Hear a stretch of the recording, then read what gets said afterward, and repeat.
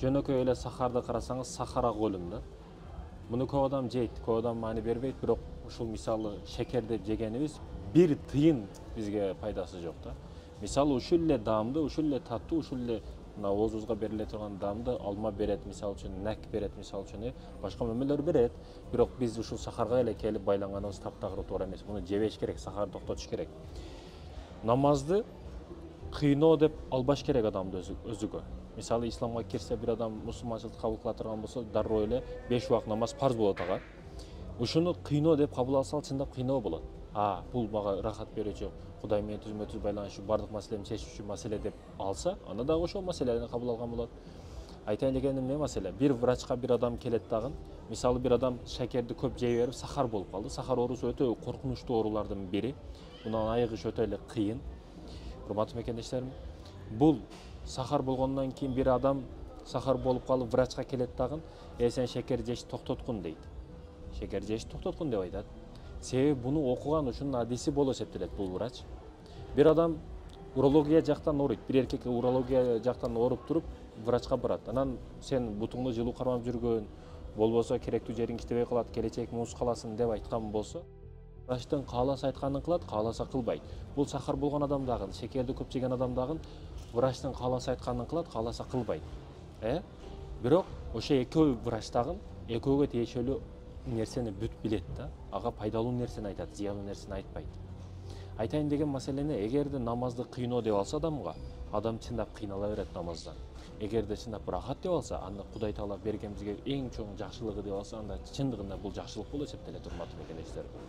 Ошондуктан намазды эч качан кыйноо деп албаңыз. Мисалы кээ бирөөлөр айылдарга барганда, бир жерге конокко барып калган учурда эң биринчи намаз окуп алайлы дейт да. Анан кеңири чай ичип отура беребиз дейт да.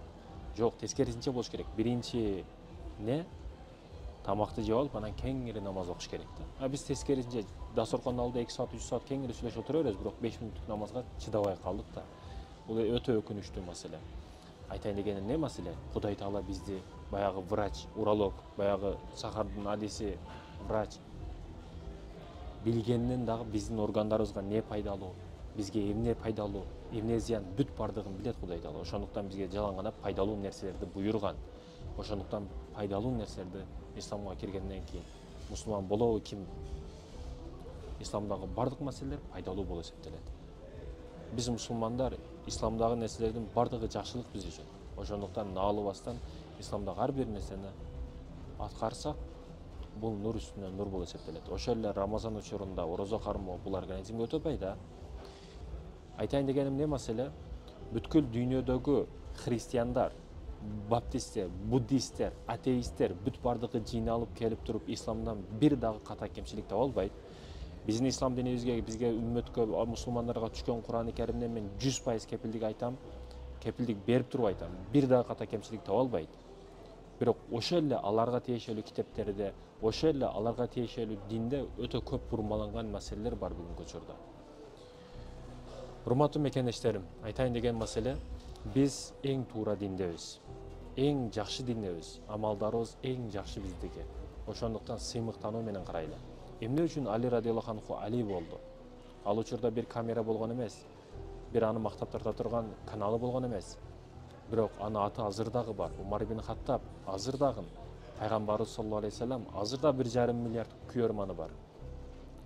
Алардын тарыхта эч качан аты өчпөй турган болуп, печатталып калып кеткенин себеби эмне болду? Урматтуу мекендештерим, алар Аллах үчүн аракет кылды. Дини менен сыймыктанды. Бүгүн биз динибизден намыстанып калдык, уялып калдык. Доп кийгенде уят көрүп калды адамдар. Доп кийесиңби деп өзүнүн диниден уялып калды да. Бул өтө коркунучтуу маселе. Бул сахабалар дини менен сыймыктанды, Аллах Таала буларды сыйлуу кылды. Дин менен азиз болгон инсандарды Аллах Таала көтөрдү. Ошондуктан уялбастан дин үчүн аракет кыл. Аллах үчүн аракет кыл, акча үчүн эмес. Качан акча үчүн аракет кылсаң, жеңилесиң. Аллах үчүн аракет кылсаң, жеңесиң. Жеңүүчүлөрдүн катарында болуу үчүн Аллах үчүн аракет кыл. Себеби сенин досуң Аллах болсо, эч ким сага бир кыпкынчалык зыян бере албайт. Зыян берсе дагы Аллах каалаганча гана зыян берет. Эгерде Аллах сенин досуң болуп турса, бүткүл дүйнө бүт чогулуп келип, НАТОнун армиясы бүт Американын акчын армиясы чогулуп келип сага бир кыпынчалык зыян бере албайт. Ошондуктан Аллах үчүн аракет кыл. Эгерде досуң Аллах болсо, эч ким сага душмандык кыла албайт. Эгер душманың Аллах боло турган болсо, анын жазасынан сени эч ким сактап кала албайт, коргоп кала албайт.